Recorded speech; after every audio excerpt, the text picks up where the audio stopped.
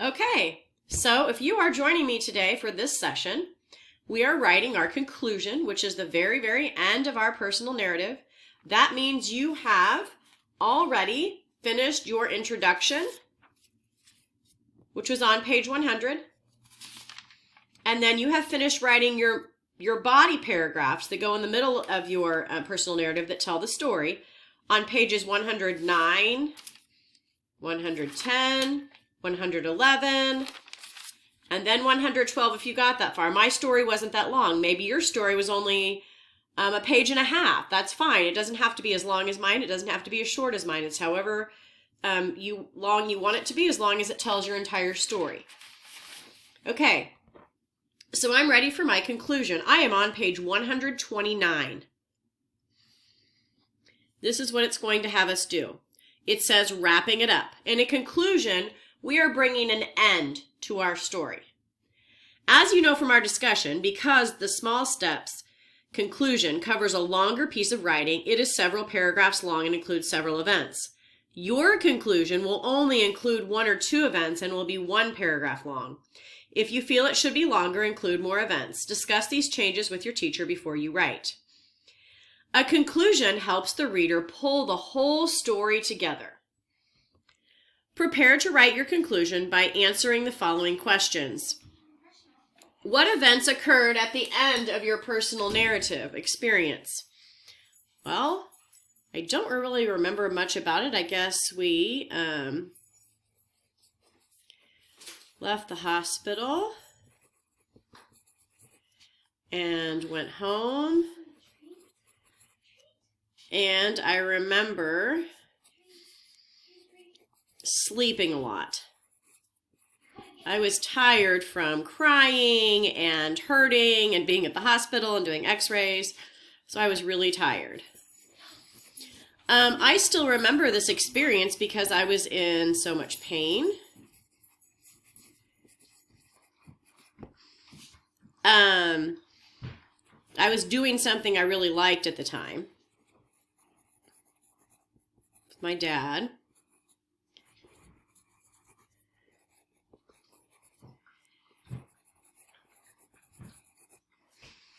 What was the most important thing about this experience? I might just actually say that that goes down here too. Do you see how you don't have to answer all these questions? I'm looking at them, I'm thinking, I kind of want to say that, I kind of don't. You don't have to fill up every line. I'm just going to put an arrow down there and say those two kind of go together.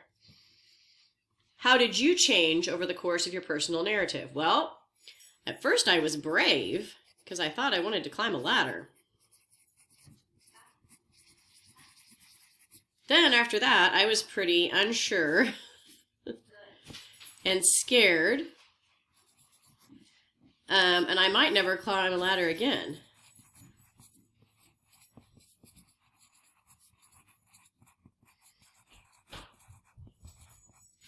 What was the same at the beginning and at the end of your personal narrative?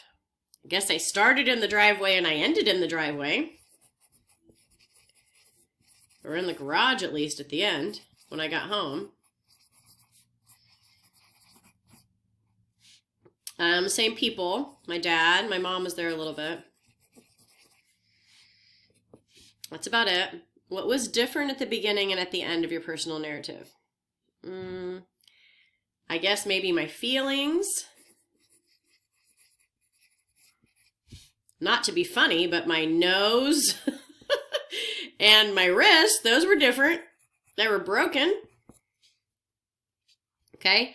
How does this experience continue to impact you today? I'm not really sure how much it really impacts me every day or today. I guess it means I'm a little more cautious. Especially about heights, because at first I wasn't afraid to climb the ladder at all. Now I'm kind of scared to climb things. I'm afraid I'm going to fall. What did you learn, or do you think others can learn from your experience? Well, I think others might be my dad. My poor dad probably really needed to learn to check things very carefully, because if he had put the ladder in the right place, like if he put the rubber at the bottom, and the middle at the top. The ladder would never have slid down. I would have stayed right there and I would have climbed up and I wouldn't have fallen. So maybe he just needs to make sure that he's very, very careful, especially in dangerous situations. Okay. So now I'm at number 9, and it says, now think about what ideas you want to leave with your readers. Look at the answers you wrote above. Choose 1 or 2 and use them to begin your conclusion. So now you see that if you didn't fill out all of these, that's okay. You don't have to fill all of them out. I kind of tried to fill all of them out, but I also don't have to use all my information because do you see how it says choose 1 or 2 things that I want to use to begin my conclusion? I don't have to use all of them.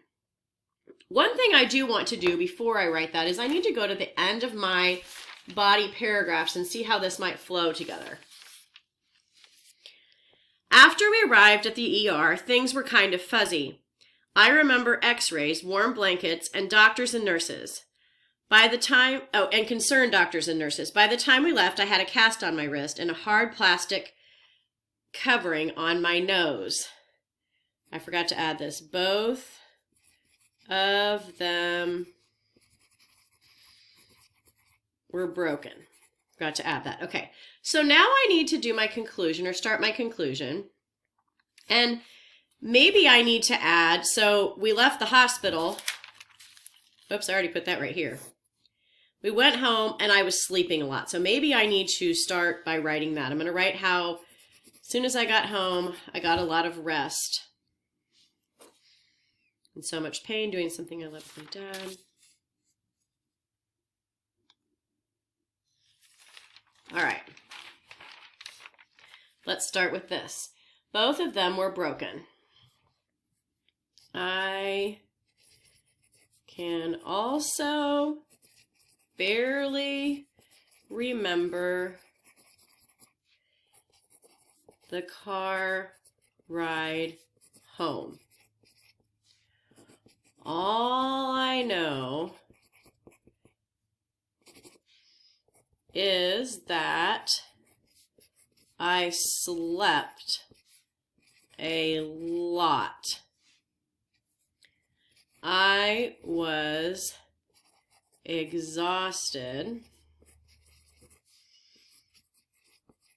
from crying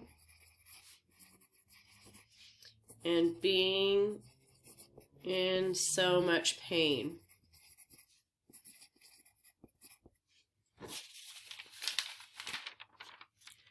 Okay, so I need to decide what else should I add. I can also barely remember the car ride home. All I know is that I slept a lot. I was exhausted from crying and being in so much pain.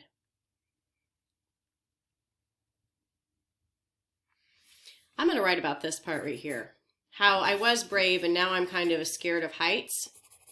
That's kind of how it impacts me, and maybe I learned a lesson that I shouldn't just be so brave right away without thinking about things. Let's see. To this day, I am afraid to climb ladders or steps. And actually, I shouldn't say I'm afraid. I'm a little bit hesitant because I'll do it. I just am I'm not ready to just go right up the ladder, right up the steps. I kind of have to think and pause a little bit. I am hesitant to climb ladders or steps that are very high.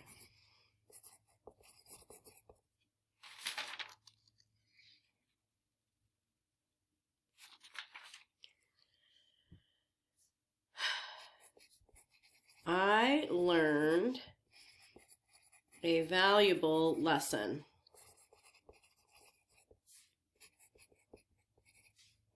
It's okay to be brave. I was trying to be brave, but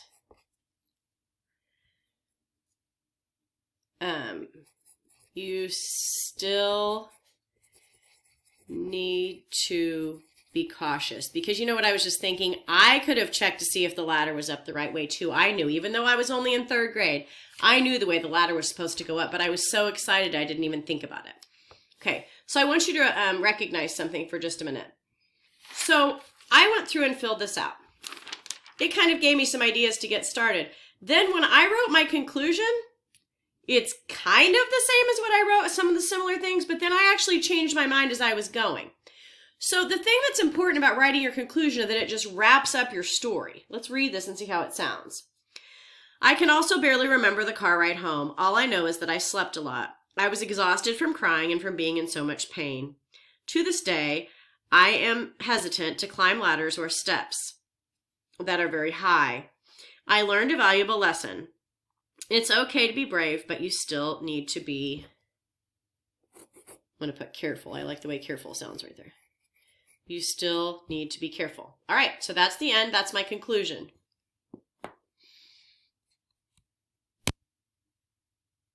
Okay, so now what you need to do is you need to take a picture of page 131. If you wrote a longer conclusion, you can go to 132. Take a very clear and focused picture and turn this in. So now you should have turned in your introduction, your body paragraphs, and your conclusion. You are now ready to write or type your personal essay, and we will talk about that next time.